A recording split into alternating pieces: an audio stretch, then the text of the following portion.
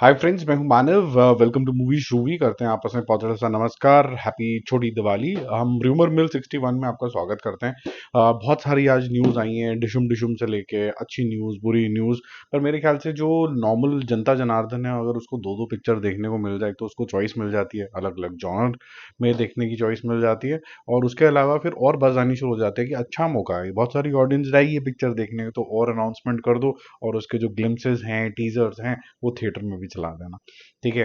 तो 11 बातें करनी है, इंक्लूडिंग शाहरुख खान, सलमान खान, गदर 3, बहुत सारी चीजें आज डिस्कस करनी है। तो फटाफट से चलते हैं वीडियो के अंदर।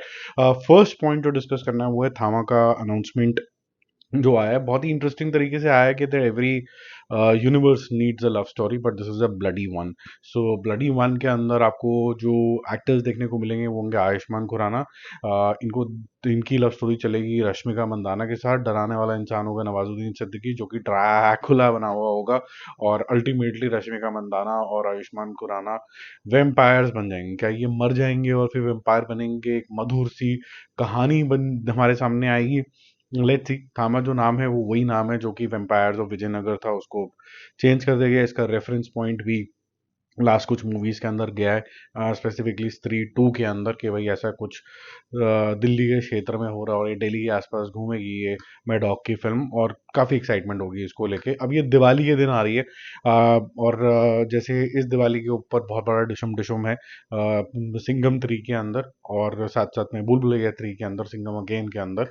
तो ऐसे ही दिवाली के अंदर दो लोग फिर से आएंगे आमने सामने, उसमें से अजय देवगन फिर से son of Sardar 2 versus this movie which will be थामा। तो फिर से ही ये स्क्रीन की फाइट और ये फाइट वो फाइट होगी। इससे बेटर है कि इंफ्रास्ट्रक्चर सॉलिड कर लें और थिएटर्स खोल लें, नॉन फ्रिंज वाले चीज़ें खोलें जिसके अंदर सस्ते सुंदर टिकाऊ से जा पाएँ। मैं अपना बता देता हूँ आपको, जो मैंने सिंघम 3 की टिकट खरीदी है ultimately for the family, that is costed me 450 rupees पर टिकट। और मैं आपको प्रूफ के साथ दिखा सकता हूँ कि उसके अंदर टैक्सेस, कन्वीनियंस फीस, ये सब ऐड करने के बाद 450 की एक टिकट बैठती है। This is insane. ठीक है, सेकंड नंबर पे चलते हैं। जो अजय देवगन के रिश्तेदार हैं, अमन देवगन, वो भी आने वाले हैं फिल्मों के क्षेत्र में। उनकी एक मूवी आज़ाद का पोस्टर रिलीज हुआ है जिसके अंदर वो घोड़े के ऊपर है। जब ये खुद आए थे तो मोटरसाइकिल के ऊपर स्प्लिट मारा हुआ था, ये घोड़े के ऊपर कूदी मार रहे हैं। तो होपफुली ये भी कोई एक अलग तरीके का स्टंट हमारे सामने लेके आएंगे। इसके जो टाइटलिंग करी गई है वो है यारी वफादारी की कहानी। तो हमने बहुत सारी रोमांटिक मूवीज देख ली जहाँ पर दो हीरोज की कहानी, दोस्ती की कहानी थोड़ी कम बनी है। अगर ये ऐसा कुछ आता, अगर यहाँ पर आता है तो इंटरेस्टिंग टेक हो जाएगा। और सेकंड कौन होगा पता नहीं, या फिर ये दोस्तियां जो हैं ये आपस के अंदर ही होंगी। छोटा मोटा कैमियो इसके अंदर अजय देवगन का भी है, because he would want to take give him the push.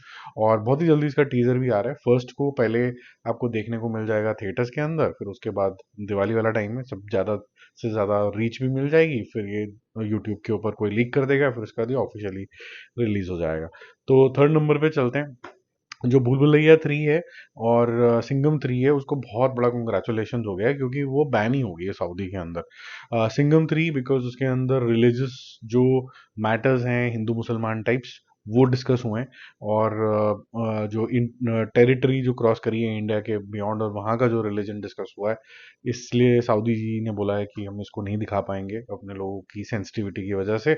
और सिमिलरली हम भूल भुलैया 3 को भी नहीं दिखा पाएंगे क्योंकि वहाँ होमोसेक्सुअलिटी दिखाई जा रही है। अब इंपॉर्टेंट चीज़ तो ये होगी कि चलो, यहाँ तो रिलीजन का मैटर है तो ठीक है, 2 मिनट के लिए समझ सकते हैं। ये होमोसेक्सुअलिटी वाला जो मैटर है, इसके अंदर एक इंटरेस्टिंग चीज़ आ जाती है, उसको हम बोलते हैं नॉर्मल भाषा के अंदर स्पॉइलर।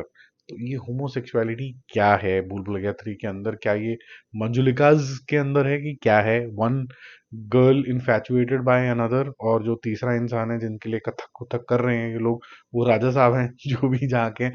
ऐसा कुछ लग रहा है स्टेटमेंट से तो, but let's see. Fourth number की न्यूज़ थोड़ी सी डिस्गस्टिंग है ऑनेस्टली। जो लोग आपको प्यार करते हैं एटलीस्ट उसको आपको मानना चाहिए। सिद्धार्थ मल्होत्रा का एक वीडियो मैंने देखा जिसके अंदर he is royally ignoring a fan who is carrying a sketch of him and his wife. I guess उनका तो खुद का तो फोटो है, ज्यादा दिखा नहीं जल्दी जल्दी के अंदर, बट वो स्केच वो देखने के लिए तैयार ही नहीं है भाई। वो प्लीड करता रहेगा फैन कि 2 मिनट देख लो, and he is royally ignoring. वैसा ना कई बार जैसे सड़क पे भीख मांगने वाले लोग आ जाते हैं, अगर आपको इग्नोर करना है उनको तो आप देखोगे ही नहीं उनकी तरफ, बिल्कुल उस तरीके से। थोड़ा डिसगस्टिंग सा लगा मुझे कि आपके पास टाइम है, you are walking through and your car is quite away, in between there is a chance to see or at least pass a glimpse on that piece of art whatever, चाहे वो अच्छा बने गंदा बने बात नहीं, but किसी ने प्यार से बनाया है। तो ये चीज़ें जो होती हैं थोड़ा सा ध्यान देनी चाहिए कि जब आप स्टार बन जाते हैं, थोड़ा सा पब्लिक फिगर बन जाते हैं, और he is not pouncing on you. ऐसा भी नहीं है कि आपके ऊपर वो गिर ही गया है कि भाई आप की जो स्पेस है वो इंट्रूड हो रही है। ठीक है, बाकी फिफ्थ नंबर पे जो इंटरेस्टिंग सी न्यूज़ आ रही है, दिस आई रियली लाइक, गदर 3 के अंदर will be Sunny Deol versus Nana Patekar. Nana Patekar is extremely talented, he can be scary, he can be loud, he can be brash what ever, and Sunny Deol तो ब्रैशेस्ट है सो टू से। इन दोनों का आगे डिशम डिशम होगा, मोस्ट प्रॉब्ली ये दोनों आमने सामने होंगे। अभी नाना पाटेकर अनिल शर्मा के लिए एक मूवी कर रहे हैं, वनवास, जो कि एक इंटरेस्टिंग टॉपिक पे है। बहुत बड़ी हिट तो नहीं होगी, but I am sure it will leave an impact because the topic is such that old people also need some caring, so उसके ऊपर है। ठीक है, बाकी अब 6 नंबर की न्यूज़ पे चलते हैं। जय हनुमान का पोस्टर आ गया जिसमें ऋषभ शेट्टी हैं, और एज यूजुअल साउथ की कोई मूवी आएगी तो सब लोग दिल बना देंगे, biggest announcement of the year, Bollywood खत्म हो जाएगा, who will save Bollywood, Bollywood हाय हाय, बॉलीवुड को भी यही करना चाहिए। लेकिन जितने भी अंधे बहरे लोग हैं उनको ये दिखा नहीं कि अभी थोड़े दिन पहले तो ये अनाउंसमेंट हुई कि ब्रह्मास्त्र आ रही थी, वो हमारे रिलीजन के ऊपर ही थी, वहीं से कहीं ना कहीं इंस्पायर्ड थी मूवी बनाई। एक्शन जो कि रोहित शेट्टी ने बनाई, सिंघम, उसके अंदर रेफरेंस पॉइंट इतने अच्छे अच्छे हैं। ठीक है, मूवी जैसी भी बने, मैं बाद में बात करूंगा उसके बारे में, लेकिन फिर भी ये दिख रहा है।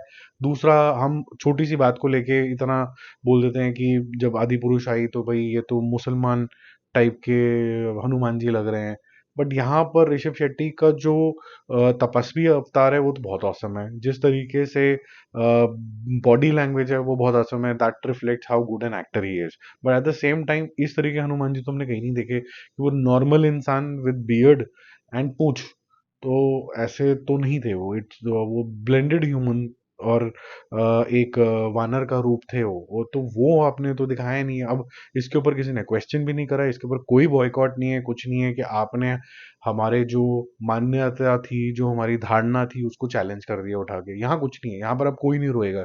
यही मुझे प्रॉब्लम होती है कि जब ये पार्शियलिटी क्यों होती है, तो होती है तो फिर ये लगता है कि यार everybody wants to safeguard their territory, तो ठीक है, फिर जब आएगी तो फिर हम भी बहुत ज़्यादा क्रिटिकली इसको इवैल्यूएट करेंगे। बट जो पॉजिटिव पॉइंट है इसका मैं बता दूं कि मैं हमेशा बोलता हूँ कि हनुमान जी के अंदर दो बहुत जबरदस्त तरीके के एट्रीब्यूट थे। एक तो वो बलशाली थे, वो अच्छे से दिखाया। अब स्ट्रेंथ लग रही है, ऑब्वियसली वीएफएक्स से वो बना हुआ है, तो ऑब्वियसली बॉडी जैसे भी टाइप की बना लो, और थोड़ी सी हेयरी बनाई हुई है, वो क्लियरली दिख रहा है वीएफएक्स। और दूसरा साइड पे ये दिखाया गया है कि कहीं ना कहीं वो तपस्वी हैं, तो वो तपस्वी वाली ही उनकी अटायर भी है, तो वो मेरे ख्याल से अच्छा दिखाया है। जो चीज़ नहीं समझ में आई वो ये आई कि he is almost crying holding Ram ji की मूर्ति। ओके, अब क्राइंग के बड़े डायमेंशन हो सकते हैं। Dimension number one crying is that प्रीत होती ना, लगाव होता है, आप किसी की याद आ रही है तो, और उनकी भावना से उनको याद करके, उनकी टीचिंग को याद करके you can cry. You can also cry that the world is becoming something else, so I am crying because जो ग्रेट टीचिंग थी वो स्लिप होती चली जा रही है।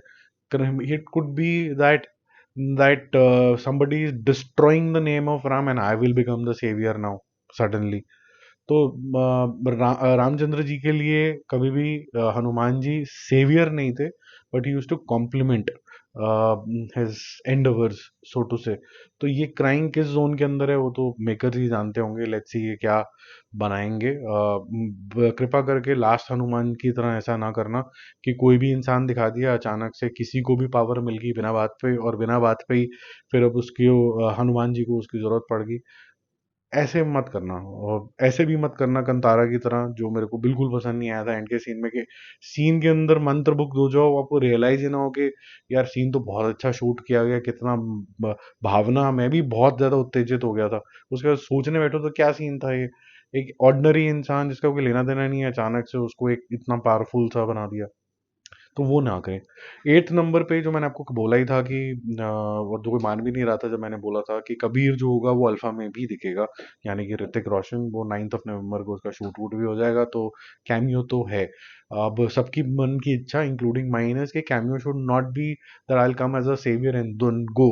Cameo should be effective, it should be part and parcel of the story, it should add to the story, much like Avengers, that you know what, I have this power and you have this power, these two powers combines to resolve a problem, okay।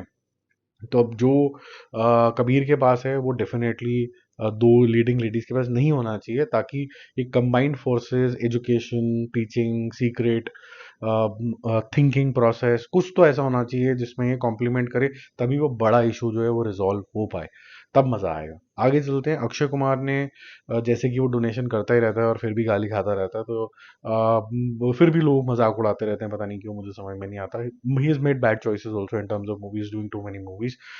1 crore rupees का उन्होंने donation दिया ताकि अयोध्या के जो monkeys हैं, जिनको खाने को ज़्यादा नहीं मिल पा रहा है किस भी वजह से, मैं इतना डीप गया नहीं, बट वहाँ पर उनको चंदा दे के may be they can be fed, और अच्छा स्टेप है मेरे ख्याल से। अब ये ज़्यादा बताने बताने वाली बात तो नहीं होती है, लेकिन फिर भी ये न्यूज़ बाहर आई तो मैंने आपको बता दिया।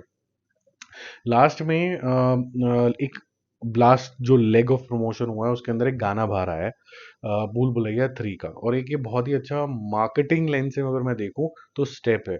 और दो अगर सेंस में अगर इसको मैं बोलूं कि क्या इसके अंदर पॉजिटिव हैं, तो पहले तो एक बच्चे का यूज हो गया, और दूसरा जो सिंगर है वो बहुत ही सुरीले सिंगर है, सोनू निगम, उनका भी डिशम डिशम हो गया था टी सीरीज के साथ, उनका एरोगेंस चल ही रहा है, लेकिन फिर पैचअप हो गया है अब। लेकिन ये जो गाना आया है हुकशुक पुकशुक ऐसे करके गाना है, और ये गाया तो अच्छा है, इफेक्टिव लग रहा है, बट मेरे को लगता है पर्सनली कि ये आवाज़ जो है स्पेसिफिकली ये सूट नहीं कर रही है। बहुत सॉफ्ट है कार्तिक आर्यन के हिसाब से, कार्तिक आर्यन की आवाज़ सॉफ्ट नहीं है, थोड़ी हस्की जोन के अंदर जाती है, मच लाइक अक्षय कुमार। उनकी भी थोड़ी सी, दोनों को कहा जाता है हल्की फुल्की फटी हुई आवाज़ है, फटी नहीं है, थोड़ी हस्की आवाज़ है, तो वो मैच नहीं कर रहा है। और दूसरा ये गाना मेरे ख्याल से बहुत ज़्यादा दिल को नहीं छूता है, जिस तरीके से एग्जीक्यूट हुआ है।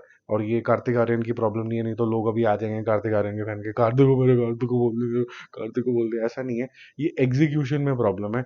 आपको जिस तरीके से बच्चों को यूटिलाइज करना होता है वो एक तरीका बजरंगी भाईजान वाला भी होता है और एक ये भी होता है। यहाँ पर ठीक है, हंस खेल रहे हैं, मज़ा आ रहा है देखने में, बच्चे अटैच हो जाते हैं, but at the same time sometimes you need deeper emotion, वो नहीं जागे। बस बच्चे हैं तो एज अ मार्केटिंग दिमाग ये लगता है कि ठीक है, बच्चों को ल्योर करने के लिए एक गाना इस तरीके का भी डाल दिया तो ये भी टिक मार्क हो गया, तो ये टिक मार्क ज़्यादा लग रहा है। लास्ट में नवंबर 2 की सभी को वेट हो रही है कि भाई किंग खान जो है वापस आएंगे और फिर बड़े बड़े नंबर्स होंगे, फिर यूनिवर्सली एटलीस्ट एक ऐसा एक्टर आएगा जिसको कोई भी मतलब हेट नहीं करेगा, सब लोग कोई ना कोई सपोर्ट ही करेंगे। शाहरुख खान की मैं बात कर रहा हूँ, 2 नवंबर को किंग का कोई अनाउंसमेंट आ जाएगा, कोई लुक आ जाएगा, कोई सॉल्ट एंड पेपर वाली जो बातें चल रही हैं, काफ़ी ट्रेंड भी कर रहा है ट्विटर पे, एक्स पे, तो वो हो जाएगा। काफ़ी सीनियर जर्नलिस्ट ने इसके ऊपर पुष्टि भी कर दी है। तो देखो, कोई भी बज़ तो नहीं है इंटरनली कि ये पोस्टर आने वाला है, मैंने आपको पहले भी बताया था कि इनिशियली आई ज़रूर थी ये बज़ कि आ जाएगा 2 नवंबर को।